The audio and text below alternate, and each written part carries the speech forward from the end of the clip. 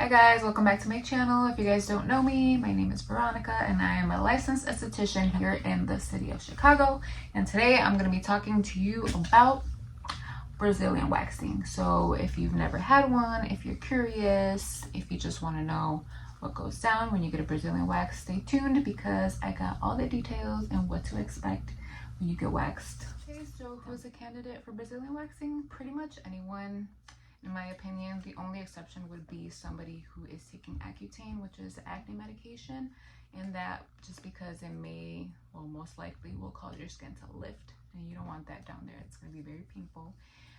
Also, anyone with any active infections, just to avoid, you know, spreading all that around down there. And then any herpes outbreaks, just make sure that you are not having an active outbreak. So keep that in mind. And also we have an intake form before you come in, so just put that in the notes.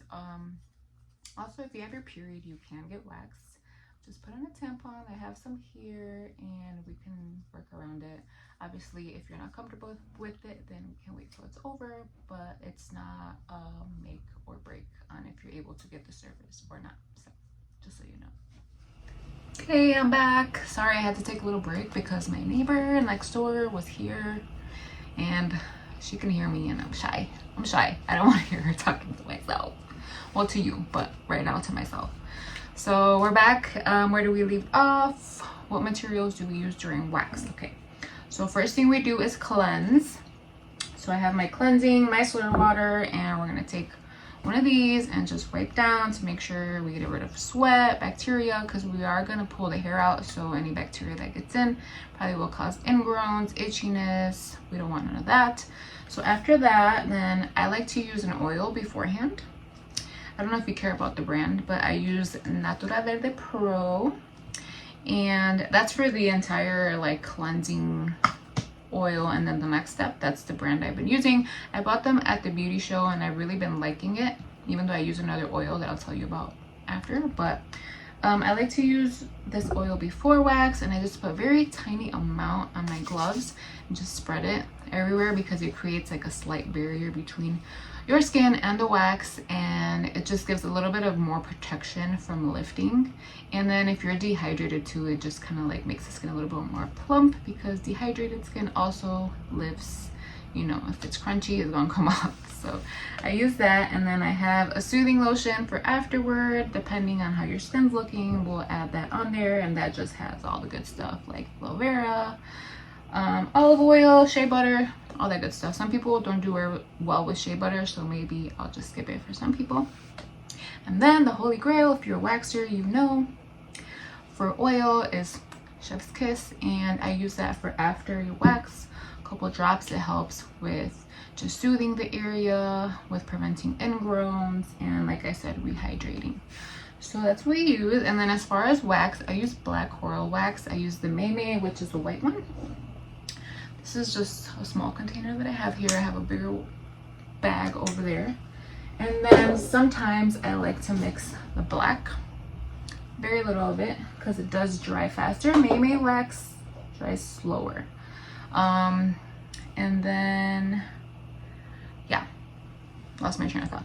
But anyway, I have this little fan going because I was going to tell you that when you do come in for a wax, I try to keep it as cold as possible in here, because you will sweat as much as you think you won't sweat. Your back's gonna get sweaty, your butt's gonna get sweaty. This is not like the easiest thing to get through, even if you are like a veteran waxer. It's never fun to get your pubes ripped out. So I have this handy dandy fan, so you can just fan yourself, keep your body cool. And then the room is also colder, because if your body temperature is hot, then the wax is not going to harden, and that's not going to be fun for me or you, because when I try to pull it, it's going to stretch like gum. And I'll tell you that because my AC broke like 2 weeks ago, and I had a couple clients, and those wax experiences were like a struggle, because I would like lay the wax, it would take forever to harden, and then when I would try to go pull it, it wouldn't come up, and yeah, not fun. So even though you're going to be a little cold when you get in here, definitely will appreciate it while you're getting waxed. So yeah, let me just show you. a little bit of a demo. So here's the wax. I have a little bit of a mix of the black and the white. So we pretty much just spread it. Well, we lay it, and then you spread it on the area, and then you make a little swoop. I don't know if you can see what I'm doing, but you push it down like pencil, and then you make a swoop so that when you pull it, you have like a lip to work off of. Obviously, I'm working on my arm and my angle is weird, so it's not the cutest thing, but anyway, once it cools off, I'll just show you how we rip it off. But that's that. So moving on, let me check my notes. So I try to keep some notes here about what I was going to talk about because I will forget. Yeah, so that's the materials that we're going to use before and after, along with my gloves and all of that good stuff. So how do you prepare for your wax?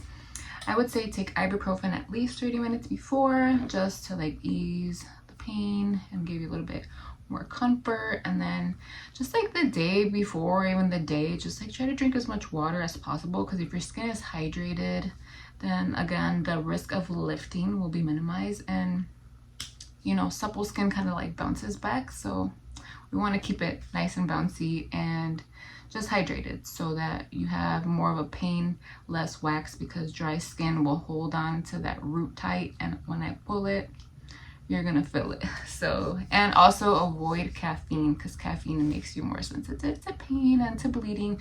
And although you may have pinpoint bleeding, which is like, you know, if you wax like your armpits or something like that, you see these little dots of blood, doesn't mean we did something wrong. It just means that the actual hair came out from the root, which was attached to the blood supply. So that means we got it all the way from deep down where we're supposed to get it from. So that's not a bad thing if you see a little bit of blood. Obviously, if we lifted your skin, you would feel a different kind of pain, and I would also let you know, because I'm not just gonna lift your skin and not tell you what happens. But anyway, yeah, that's pretty much what we do to prep. Also exfoliate, forgot to add that, very important. If you have a loofah, I don't really, okay, don't use a loofah, girl. Just when you get here, I'll sell you. I'm not gonna just sell it to you because I'm trying to sell you shit. Like, I have a love scrub, so it's pretty much like a loofah, but it's deconstructed, so it's like one long strip, and it lasts for about a year. It doesn't harbor bacteria. I think it's made of like nylon. Okay, I'll let you know. But yeah, it lasts for about a year, and you just use it in the shower, exfoliate in a down motion. Like looking at myself in the camera. If you don't see me looking at myself. In a downward motion, because you don't want to go like this, because you know how when you have it ingrown, it kind of grows in and like curly. That's probably going to happen. So you want to go downward to get your hair to grow in the down and out motion. So that's what you're going to use. And then you also, if you get the aftercare kit, hold on, my husband's calling me. Okay, anyway, interrupted once again. But if you get the aftercare kit, it comes with the little fur oil that I showed you earlier. This was the bigger version. And that will just help keep your hair soft, moisturize, and make your next wax more pleasant, like I was saying. So your wax should last about 4 to 6 weeks until you have to come again. Now, obviously your hair is gonna grow back in that time, but it's not gonna grow back as thick. So do not shave, please do not shave. Like if you're gonna have a waxing journey, you're pretty much like not shaving anymore, okay? I'm just letting you know. That's how it works. Because if you shave, it's like starting all over from the first wax, and the first wax, you're gonna hate my guts, but after that, we're gonna be good, girl. We're gonna be good. Let me see, what else did I miss? Yeah, so is it gonna be awkward? For me, no. For you, probably. It's very vulnerable to just lay here with somebody you just met and just spread wide open, but I got TV. We'll watch TV together. I got Alexa if you want to pop in your headphones, if you want to small talk, if you don't want to talk, it's gonna be fine. You know, I don't even remember what happens after you leave. Like, it's more awkward for the person, but I think like once you find your wax person, the next time you come in, we're gonna be like talking about whatever and not even thinking about what's happening. So if you're interested in getting a wax and you live in Chicago, come see me here at Ario Beauty Bar, and I'd love to be your wax girl. And if not, I hope you enjoyed this video. If you have any questions, if I missed anything, because my brain is all over the place, make sure to leave a comment down below and follow me on Instagram at Ario Beauty Bar. I forgot to tell you the best part about waxing. Tweezy. So people hate this part. It's like so satisfying to me, but when we're done waxing, if you have like, you know, some ingrowns or whatever, like I'm gonna get in there and we're gonna get them out. You know, the more you exfoliate, there should be less and less, but ooh, let me get in there. And then also, side note, I don't know if I'm adding this at the end of the video or blooper or whatever, but we also have vajacials, and once you like get a wax and you see like how smooth it is and stuff, like we got other stuff we could do down there. There's like so many options. We could do vajacial, which is like a facial for down there, and we'll use like, you know, cleanser. We got like brightening cleansers if you have hyperpigmentation, you know, to brighten, you know, the skin down there up. I know sometimes people get like dark in between their thighs, so we can do that. We could use an enzyme. We use brightening products.